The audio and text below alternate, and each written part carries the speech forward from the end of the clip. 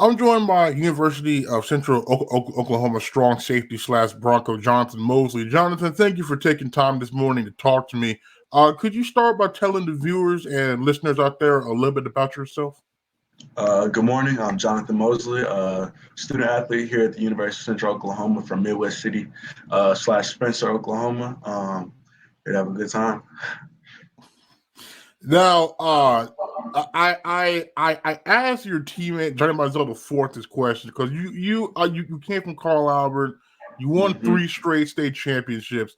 So, what is the secret sauce with that program? Honestly, there is no secret sauce. It's just hard work, nitty gritty. That's all it is. The mentality that we come out with, coming from Carl Albert, that's something they instilled from me is day one is being a champion, and that's just part of the program. And that now, obviously, there were talented teams to win 3 straight state championships, but how did you all kind of keep that hunger after you won one and after you won another? What were some of the challenges in kind of maintaining that level of success? I'd say one of the biggest challenges was reloading, because when I came in my freshman year, they were at risk of being the only class that had came through Carl Albert and hadn't won a ring. So Johnny's class, he was a senior when I was a freshman. So come in and watching them during the summer program is when they really instilled it in us, that championship mindset. Like everything, I think we broke down everything. We say championship, state champ, state champ. And then we throw in a beat Guthrie in there, of course, because they're our rivals. But that's something they really wanted, and they refused to not let it happen. And that group of guys was really special. I think that's where it started. And then going into my sophomore year, it's the same thing over and over. And then my junior year is really where I say we made the biggest push, is because we came off an undefeated season my sophomore year for the first time in school history. And we were like, okay, undefeated. And then that entire team, I don't know if you remember, but Jason Taylor played on that team, Diego Richards, guys like Dadrian Taylor, Chris Bills, those guys had graduated, and they're like, oh, Carl Albert's not going to be able to do it again. And my junior years, when my class really stepped up, as juniors, we took over, and we brought that same energy and went undefeated once again, back-to-back state champs. And then senior year, it's like, okay, now that we've done it once, why not do it again? So reloaded and did it again. And Carl Albert does a good job of just it's like a factory. It's producing champions every year. So that's something they do a good job of. I loved it there. And I walked out of there champion, and I always remember it, good times. And then your senior year, you had 99 tackles, 3 picks, 6 pass pickups. Now, that's a lot of tackles in like 14 games, man. What was working for you that senior year? I say my senior year, I just put myself in a position to play a bigger role of the defense. At Carl Albert, they had me playing like an outside linebacker, flexible safety. So I got a chance to really step in the box. And every time I seen an opportunity, I was going to take it. So I just maximized the most that I could. And I was put in a position to make the plays. And it came down to it, making the plays. And you also played some wide receiver. Now, I've asked Dante this. I've asked Lane this. Now, which do you prefer? Do you prefer making the catch or breaking up the catch? I say 100% is breaking up the catch. Just catching the ball is nice, but I like being on the dark side. So defense is the way to go. I like making tackles and breaking up plays and causing commotion and chaos. That's what I love to do. That's why I do it. Now, how would you say did playing receiver help you as a defensive back from the standpoint, maybe like kind of understanding the receiver mindset and kind of where they might go on any given play? Man, that's one thing I will say it helped me as is like route recognition, because once you play receiver, you learn what receivers' tendencies are and how they run routes and where they line up.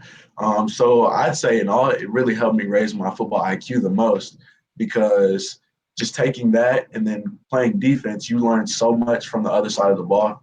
And even playing receiver, then I feel like I could do my part and help my teammates out. Like I'll see like I'll go one-on-ones in practice, and I'll see like the receiver running a line up for a route, and I'll be like, oh, he's running a slant because I used to do that, like line up far outside. So it really raises your football IQ playing both sides of the ball. Okay. Now you finish your very storied career at Carl Albert. So then what kind of made you decide that UCO is where you wanted to play your college football? So I had already had some information on UCO coming through high school because we had guys that had committed through UCO. And UCO, honestly, since it was only 30 minutes away from the house, I think through my recruiting process, they did a great job of like building that connection. That's one thing I really loved about the coach that recruited me, is that they instilled that connection. And then we had played at UCO my freshman year in the state championship, and then we ended it my senior year at the state championship. So, it only felt right being at UCO. And then you get there pretty much when the COVID year happened. So what was that experience like? Because most of I talked to, they were already in the program during that time, but here you were, I believe you were coming in. So like, what was that experience like trying to adjust to college and college football in a way in the middle of a pandemic? Man, the pandemic, it was kind of crazy. I'd say it was like a blessing in disguise, is how I like to say it, because I practically didn't end my senior year because it was like, oh, we're going home for spring break, and then we never go back. So at that time, we had been doing like football meetings over Zoom with the older guys. So before I even got to UCO, I had already knew some of the older guys. I knew some of the coach. I learned a little bit of the playbook from watching like installs, being a little bit involved. And then once I got on campus, it was like, oh, all my classes are online. So it gives me more time to sit and study the game. And we're in the dorm all the time, so I'm learning about my teammates. We're together all the time. And that we had that year without a season, which is just more bonding time to get to know each other and just bring us closer. And it really helped me like in terms of my leadership, because I got to know the older guys, they got to know me, and I got my voice was being heard at the time. So I think it was a blessing in disguise. It helped me focus on school because I couldn't go out because it's just pandemic central. So yeah. And then you mentioned you were kind of able to kind of get a head start on learning the playbook. Now, was there like a leap from maybe your playbook at Carl Albert to the playbook you had to learn at that time? Man, I'd say it was completely night and day in terms of the playbook. Because at Carl Albert, we ran a little bit of man and zone, but when I got to UCO, the defensive coordinator at the time, Dustin Landry, we were straight out of man. So, and I played nickel and like strong safety when I first got here. So it was like learning how to guard a slot receiver who's running a 4-2 from playing zone in high school. So it's a big difference.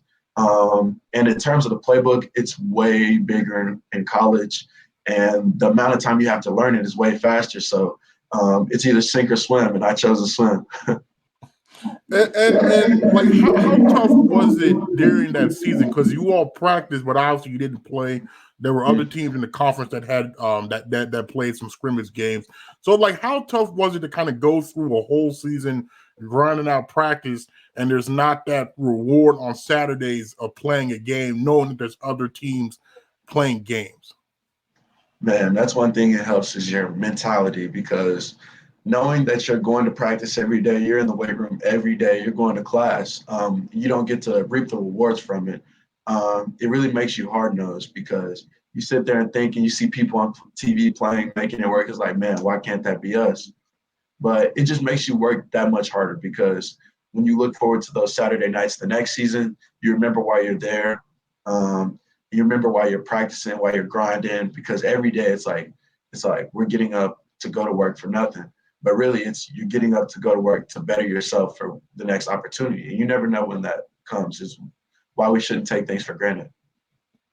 And then your first college action, I believe, came in a Southern Nazarene scrimmage. So like, what was that first collegiate experience like for you? Man, I can't lie to you. I was nervous. Playing that nickel, I was in the slot, and I think I was guarding a guy. He was like maybe 5'7". He ran like a 4.4, 4.5. And I'm just now coming out of high school, and my coach tells me I got to line up to him man-to-man practically every play. There are those jitters. And then I think in that first play, they targeted him on a slant route, and I broke it up. And then from there, it's just adrenaline, just going out and playing and having fun.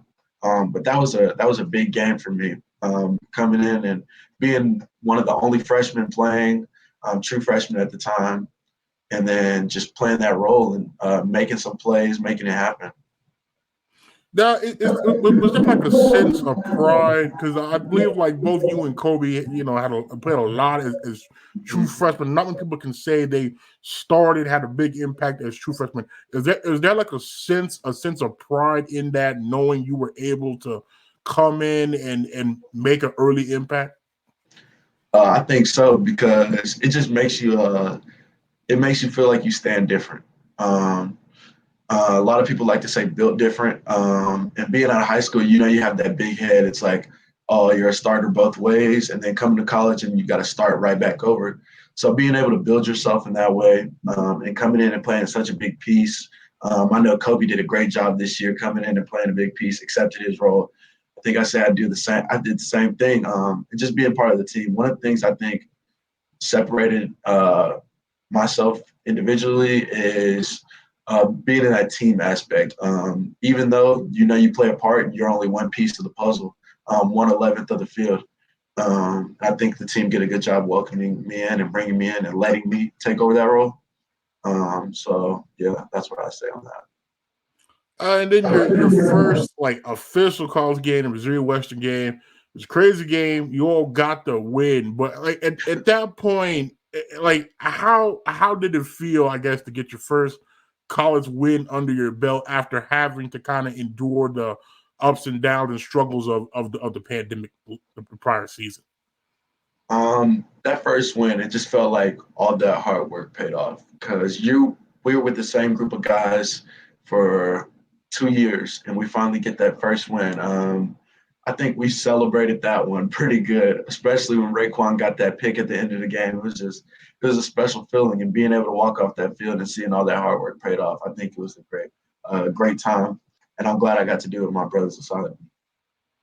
Now you were able to make some impact plays there. The first one, the pick you had against Kearney. Now I gotta say that was really impressive, okay? Because I think you were falling back, you made the pick. I'm pretty sure the press boxers lost their minds. So could you like walk me through how you got that interception?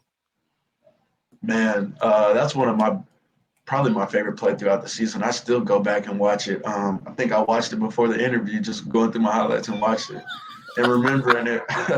But that play was crazy. I remember me and Trayvon, we were splitting reps that game because we had practiced Kearney, and they had a really good quarterback. I talked to him the other day actually through Instagram. He's really good. I think he won MIAA Player of the Year. And being able to say I picked him off as a true freshman was crazy. But on that play, I was on the left side of the field, and we were like in a cover 3 man free type defense. I remember just dropping back and seeing that receiver running down that hash. And as a football player, you just got a natural instinct as a safety. It makes you feel like Sean Taylor. And you see that ball just flying across the field, and all you think is don't drop it, don't drop it, don't drop it, because that's your interception. So I just caught it and secured it, and when I got up, I celebrated. I had to. My teammates celebrated me. I ran to the sideline. I remember standing on the bench, taking off my helmet. It was just a great time, great memory. Now, I feel like if you had dropped that, because you were a former receiver, I feel like you might not have ever been able to let that down. I feel like they were. Man, there's already a stigma over DBs not being able to catch. Your receiver not being able to catch, and I would have just fit the role. But my teammates definitely wouldn't have let that one down if I would have dropped it. I'm glad I caught it. And then in the Fort Hays game, late in that fourth quarter, you had like 3 extremely good plays there in the red zone. You had that big third down break up there. So like walk me through that stretch of plays and kind of how you were able to make those. Yeah, that Fort Hays game was a really big game for me too, because I was guarding a bigger tight end. He was getting targeted back to back to back. And I remember late before that half, I had gave up one in the back of the end zone. And I was upset going into halftime. My teammates telling me that's one out of 80-something plays. Just shake it off. So when we came out after halftime and late in that fourth quarter, it's really crunch time when people pull out that Mamba mentality. And I remember just focusing on him and just thinking this is one-on-one. And this is nothing that you haven't done before. You've been put in this position to make big plays. And just guarding him in the slot, played inside leverage through and through. My coach told me one thing: don't look back at the ball. Just focus on breaking it up through his hands. And if you watch the film, my eyes are locked in on him the whole time. We're running stride to stride. And I was able to make those plays. I think one of them, I was guarding him so tight it hit me in the back. So did my part. I had a good game, and I made some big plays. I'm grateful to be put in a position to do that. And you mentioned you were having to defend a bigger guy. So as a defensive back in that scenario where there is a size difference, how do you kind of play that and compensate to give you a chance to make a play? Yeah, when you're guarding those bigger tight ends, you just got to think big too. Try to get in that mentality of like a Jamal Adams, like strong, bulky type. And it's really your mentality when you're attacking those type of guys. One thing I say helped me the most is guarding somebody like Dante at practice every day. You just learn how to really put your hands on them, and you can't finesse those type of guys. You know, they're refrigerators running around, so you gotta get big in there. So I tried to focus on using your hands when attacking tight ends. Playing slow, being very patient, because as a DB, you're naturally faster than any tight end you're guarding, but the problem is size. So you really have to be rough with those type of guys. Can't let them out-strengthen you. And so making those plays late in that Fort Hays game, like did that kind of give you? I don't want to say like any kind of reassurance, but was that like a confident boost for you now, knowing that you're able to make plays in the clutch at this level? Oh, yeah, it's definitely a confidence boost. But in football, you try not to get too high. You try not to get too low. But it's definitely a confidence boost, making those plays and being up and being able to celebrate each one. And then afterwards, looking back on it and be like, man, I really did that. It's like a self of reassurance. It gives you confidence. And your teammates being able to celebrate you, and afterwards your coach coming down from the press box and being, I'm proud of you. In those moments is what you really look forward to. And being put in that spotlight is one thing that you look forward to as an athlete on any stage. And then in the season finale, you had a big fourth down stop there, which was impressive. I think the tackle was in open space, which is always tough. So how were you able to kind of make that in a day and age where it seems like tackling has become a lost art? Man, that Central Mo game, I don't even think people realize it, but I played linebacker that entire game. I was in the box. One of my friends, Elijah Wright, one of the reasons why I met UCL, but I was in that box that whole game. And the funny thing is that quarterback is now one of our coaches, Coach Tweehouse, the quarterback for Central Mo. And I still give him grief for it. I'll be like, remember that fourth down? Yeah, I seen that running back pulling, and he kept the ball. Just reached out my hand. I was able to get a hand on him. And those cutters, the gloves, they didn't let up. So got a grip on him, threw him down, and I definitely was running off the field celebrating. And to this day, I will not let Coach Tweehouse live that one down. I got to give him grief for it every time. That's great. So you finished your season, 27 tackles, 1 TFL, 1 pick, three breakups. So looking back on it now, having time to kind of reflect on it, did your freshman season, did it kind of live up to what you were hoping it was? Did it fall short? Like what kind of now are your thoughts on your performance last season? Now that I got one under my belt, I think I'll use it as a stepping stone for what can come this upcoming year and the years after that. As a team, we weren't where we wanted to be, and I think that's one thing about our mentality going into this season and how I'm taking it personally. It's like that Jordan story. You take it personally, and you want to accomplish those goals and be that all conference person and win conference as your team and go to the playoffs and make that championship. And I think that's a good thing that we have going here at Central Oklahoma, and the culture that we're changing. Coach Durrell is coming in, and he's bringing in new guys and new faces. And Chad Richardson is building a new stadium. We're going to have a waterfall. It's exciting. And that's one thing I want to do personally, is use that as a learning lesson and just leveling up next year, seeing the potential that can be there with those stats and those games that came late in the season and how I played my role. And now this year, expecting a bigger role and a more opportunity to make more plays. I just want to use that to expand and really show people what I can do and prove it to myself as well, once again. You mentioned the new coaching staff is in there now. So what has it been like learning from your coordinator, Coach Lechtenberg, and Coach McGuire as your DB coach? Man, those guys, they are intelligent. The football IQ is amazing, and they make it look so easy, yet they make it easy for us too. And seeing them and knowing them, they want to put us in the best position to make plays, not just because it's their job, but because they care about you. That's one thing they're going to do a good job of. And this year, it just makes me excited. Working with Coach McGuire, he's a great coach. I feel like he's going to maximize my potential as a player and show me what I really need to improve on. And those guys, they're going to make you better. So that's one thing that they're going to do this year, is just raising the roof and raising the bar for this defense and the standard that we're going to play at. And then spring, what was your first chance get on the field with them? So how would you say spring went for you? I think spring was a good time to get in there and learn. I think one of the biggest things was it was a learning moment for everybody, because everybody had a fresh start, new faces, new coaches, clean house. So everybody got a chance to start from day one and see what you got and go out there and prove it. So I think in the spring, for me, I was really hungry during the spring.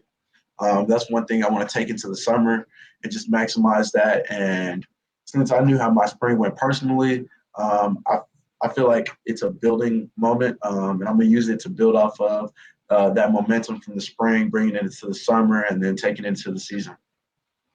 And what do you feel like you need to improve on most throughout the rest of the summer, and then when you get into fall camp?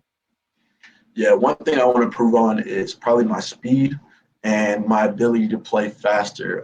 Just natural instincts, playing off those instincts. And now that I'm in a position to make the plays, it's making those plays.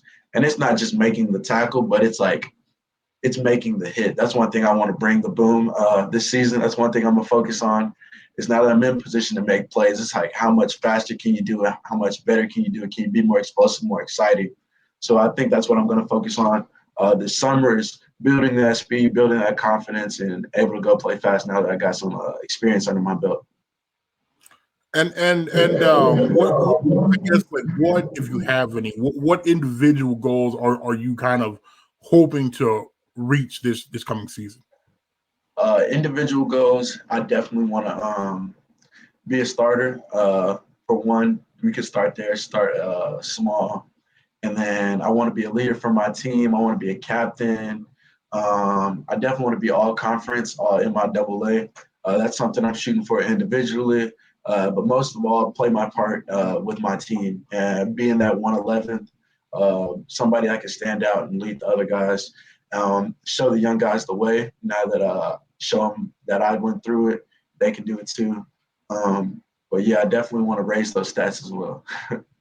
Yeah, and do you anticipate that might be I don't know, like a adjustment for you now, kind of stepping into somewhat of a leadership role? Because that unit, I mean, you all did lose some experience, so like now kind of being, I want to say like an elder statesman, but someone that's been through it now. Do you anticipate kind of having to step up in that regard now? Oh yeah, that's one thing I definitely got to do, is step up and play a bigger part in the leadership of this team. But I think I got a great group of guys around me, guys like Dylan Buckeye, Raycon Wicks, holding it down in my room as well. And on the opposite side of the ball, we got some leaders who are showing me the ropes, and I'm young, so I'm still learning as I'm only a sophomore. So on the field, but being able to be one of those younger guys who plays a bigger role, I think is a big part.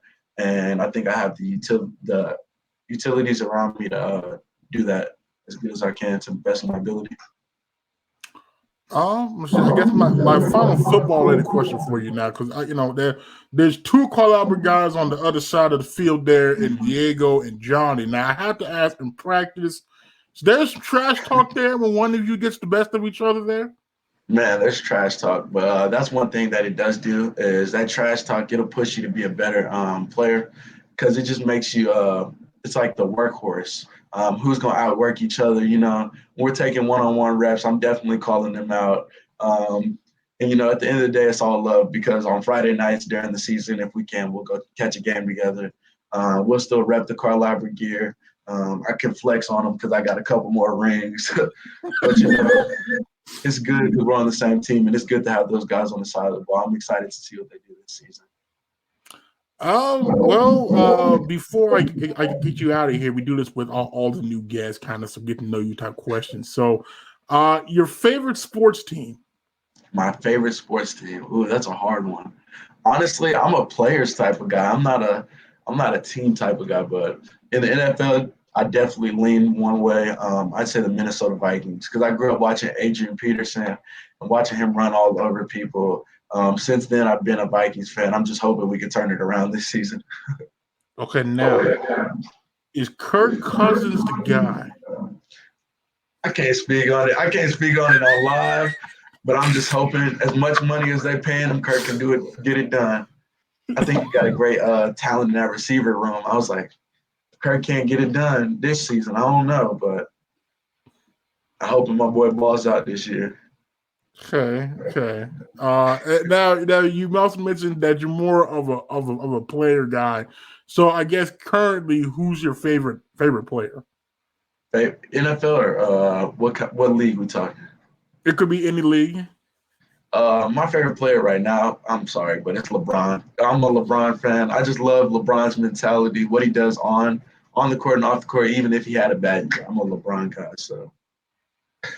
Now you saying that now because Coach Donald's also a LeBron guy, so I gotta ask the question. How could you not be a LeBron guy?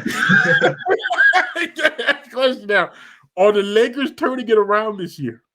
Yes, the Lakers are turning it around this year. I think they just got too happy with names. They built a team around names and not around players. So I think once they build that continuity, they'll be all right. But I mean, it's LeBron, so one bad year ain't going to define his whole career. Okay. Let's see. Your favorite hobby outside of football? My favorite hobby, that's a hard one. I like to be outdoors. I like to hike. I like to skate. People don't know this. I like to skateboard. I longboard. I got my board in the back, might as well. And I love music. As you can see, I got a music wall. So I say live music, listening to music, being outside, enjoying the weather. In Oklahoma, it's kind of hot right now, but catching a pool and just spending time with the people I love. That's what I love. Well, now, like when you skateboard now, are we just like do you like do tricks, or are you just like a basic just skate around a park or something like that? Honestly, it just depends on the day. I'm more of a longboard type of guy, like go to Bricktown at night and float down there on the streets and the sidewalk, flying past people. But I do have a regular skateboard too, and I went up to Mitch Park one time. I think I tried to learn how to drop in and fell and busted my chin and haven't been back. But I'll learn one day eventually. So now, what are the difference between, I guess, longboarding and skateboarding? All right. I don't want to get too deep into it because I can go on a ramble, but skateboard is like Tony Hawk. If you know who Tony Hawk is, everybody loves Tony Hawk. Those type of skateboards meant for tricks, and a longboard is more like for just smooth riding, trying to get somewhere fast. I actually use my longboard on campus, so if you ever see me floating around campus, I'll probably be on that purple, shiny Santa Cruz board flying past you. And okay, now so you mentioned you're a big music guy. So favorite musical artist? Ooh, favorite musical artist? That's kind of hard because I like all types of music, honestly. I used to be one of those people like I don't like country, but now I'm starting to like country because I like music. So right now, my number one, uh, I like Juice World. When I say that, a lot of people go, "Oh, you like Juice World?" I like Juice World, and Drake is definitely up there right now. I like Drake too. It's like a back and forth between my number one. Okay, and do you have a favorite song in general? A favorite song? That's hard. Of all time or just right now? Which one would you say? Both. Okay, favorite song all time. Ooh, this is a hard one. I could give you a bunch. But one that sticks out to me is probably For the Love of You by Isley Brothers. I love that song. It's just so smooth, old school. And then probably my favorite song right now. Hmm, that's a hard one. Favorite song right now. I think I'm gonna leave it up in the air because I got a lot of favorite songs. Leave it up in the air. It's hard to choose. Now I know Coach McGuire is a big like R&B guy.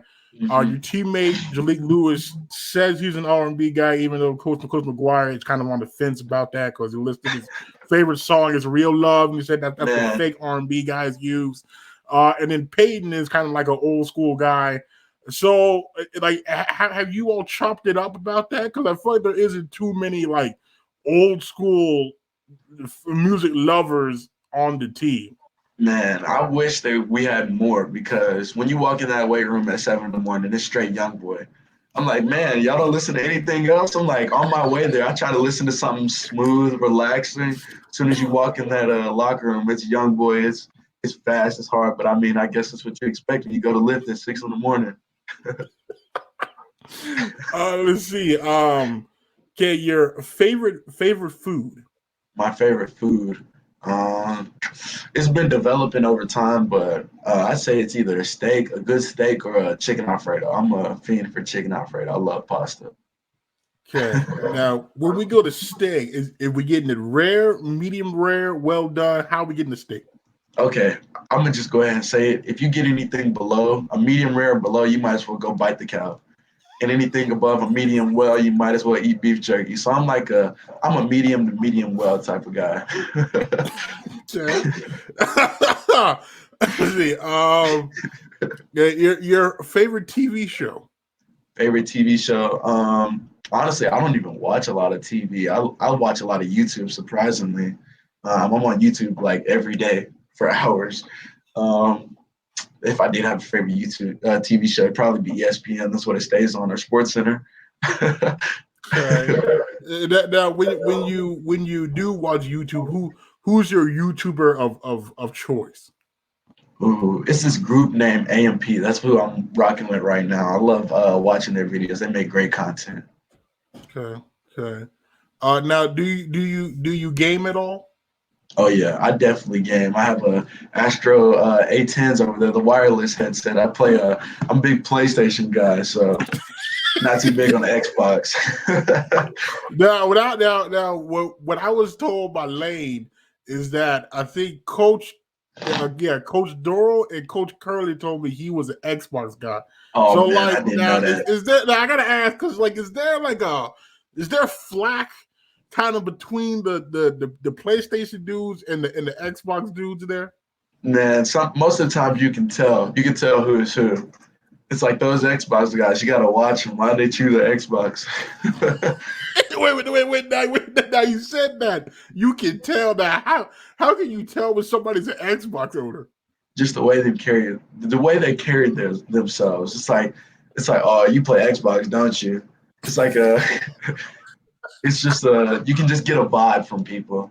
But I mean, I grew up on Xbox, like Xbox 360. I'm not knocking it. I had an Xbox One before I had PlayStation, but I switched over.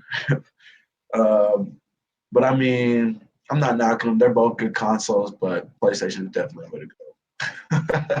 So now, what led you to change your allegiance there from the Xbox to the PlayStation? Because most made that jump like after the 360. You got a 1 and then made the jump. So what made you make that choice? So I blame my dad and my friends because I was big on Xbox 360. Like that was the first gaming console I ever got. I got from my uncle. And then the PlayStation 4 first came out. When the PlayStation 4 first came out, because I had the Xbox 360 all the way up. I never got the P3. My dad had a PlayStation 2, and I remember playing it as a kid. So when the 4 came out, I bought the very first PlayStation 4 that ever came. Like when it first dropped, that same week I had it, and I still have it. It's the same PlayStation. Old reliable is what I call it. And my dad bought me an Xbox One at his house before I got the PlayStation 1. And I was like, I think I like the PlayStation 4 more. So I ended up selling it and getting the PlayStation 4 at his house too. So now, do you have a game of choice? A game of choice. So I play football. I'd say Madden or Call of Duty. I love Call of Duty, but it's between the two.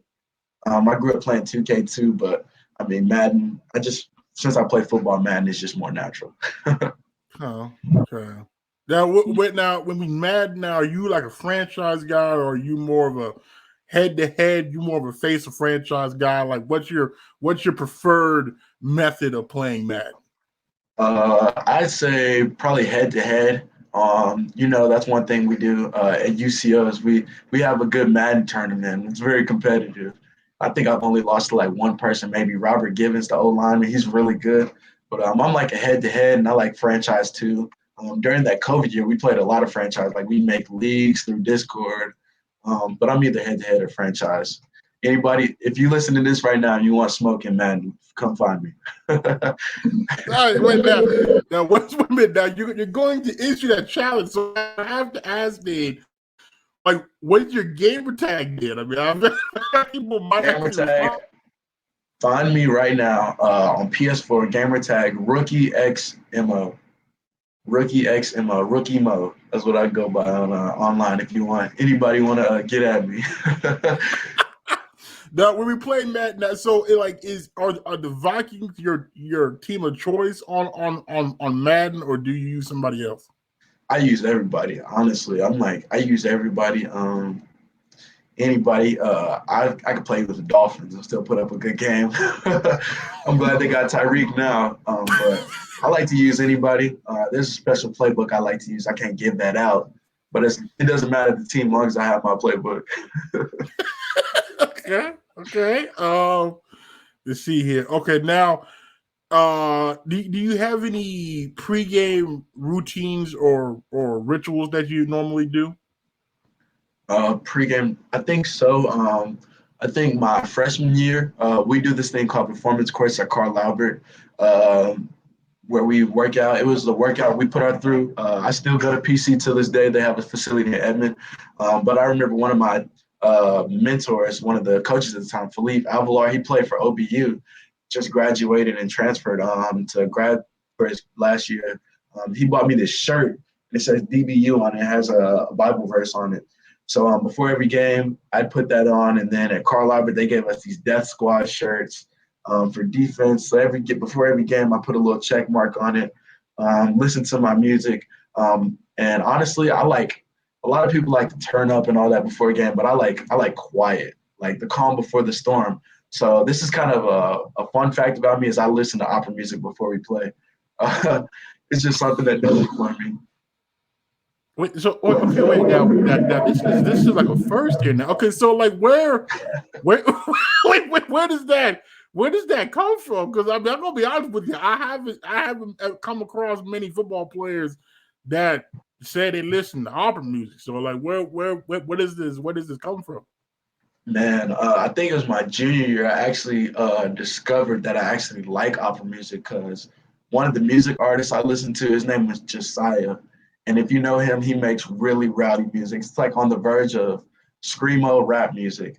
But on his album, his intro to his album, he had put an opera song on there. And it goes straight from the opera song to like just rowdiness.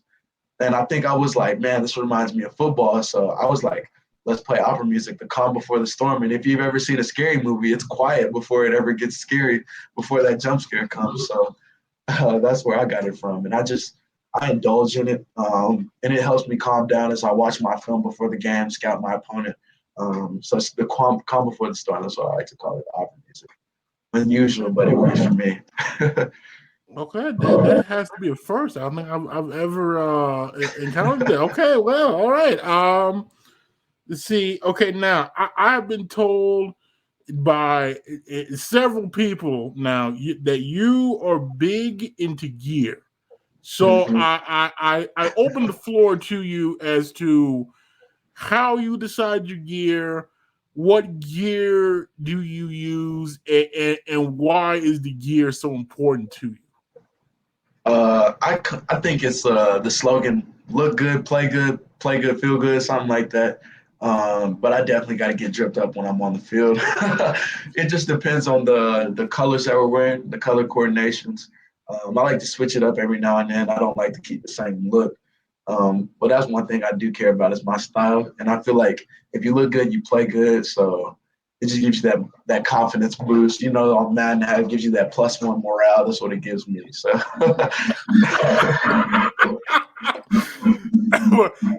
Now, like, is there certain attire that that you wear every game?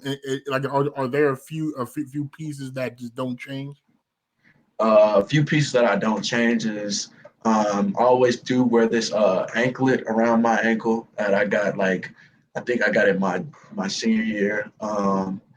And the Death Squad shirt, I've been rocking that since I got into high school. I don't change that. Before the games, if you see me, I have my shirt rolled up where the 3 and out is sticking out. I can't change that. And this chain that my grandma gave me, I gotta rock that too. Hmm. Now, I think it might have been Kobe. It was either Kobe Stevens or Payne Scott told me that you have like bands galore. So what is it about the bands? Honestly, I think it just came from the inspiration from Jamal Adams. That's one of my favorite safeties in the league. And I'm not gonna lie, I stole the look. I stole the drip from him. So he showed me the way. So I had to go buy him. I wear like about 3 or 2 on each arm every now and then.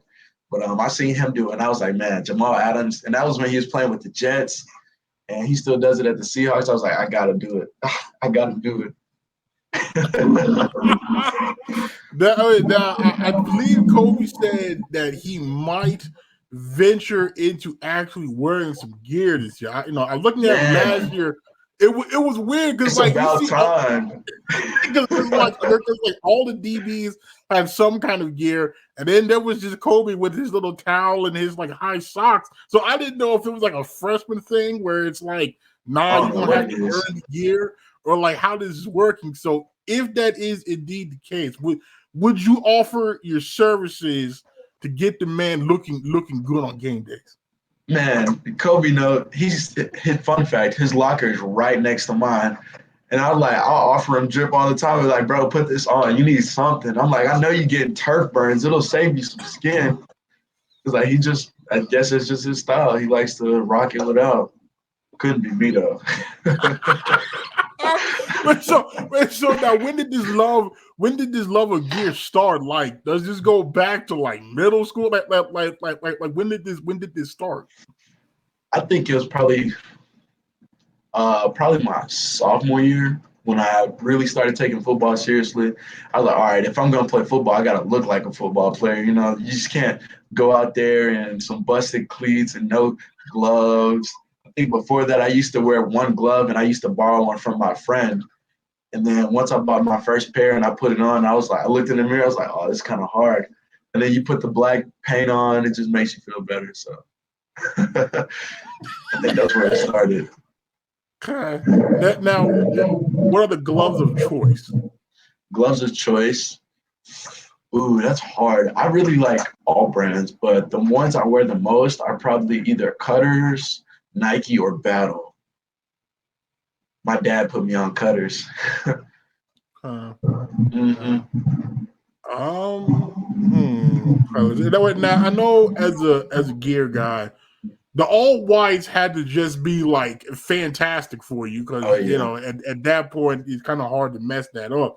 Now, I don't know if the yellow pants make a comeback this season. I know that wasn't the case last year.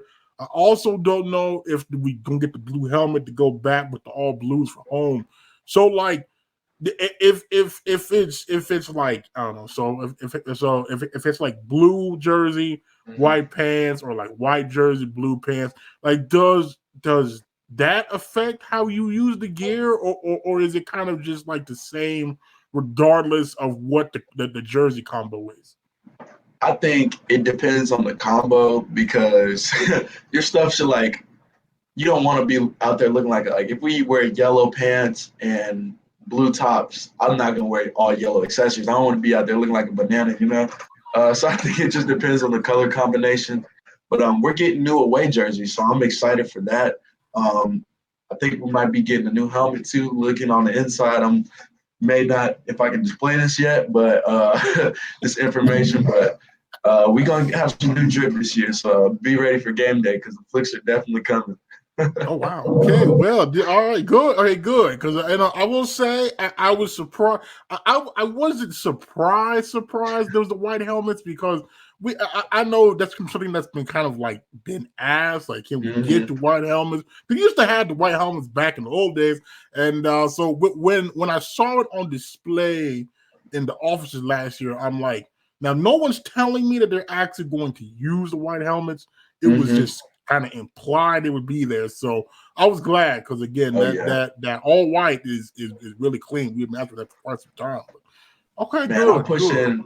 I'm pushing for a throwback uniform, like a powder blue. I feel like that'd be so crazy, like a powder blue uniform would be so hard. Yeah, and it's weird because like most of the time, maybe it was like the first 3 games of the season, they like hand those out when you're like walking in the stadium. They hand those out to you. Yeah, and I'm like, the only alternate I've seen is gray. Like we don't even go with the yellow that we used to rock in like the early 2000s. I was like, now those are clean looking here. We're just gonna go with just the blue and the gray. I'm like, we gotta like up the drip here, man. Man, they're lucky they didn't put me on the design team because the first thing I do is get rid of the central stripes. We've been rocking stripes since I don't know when. It's like it's unique, but if they put me on the design team, I definitely throw a powder blue in there with central classic, the old school white helmet with the buck and bronco.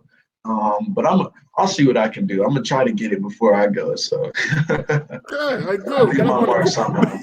We got him on the case. Good. Well, let's see. I guess before I let you go, my final question for you would be: do you have a message to those who might still be on the fence about coming to give you all a chance this year about what they can expect if they were to come see you all play?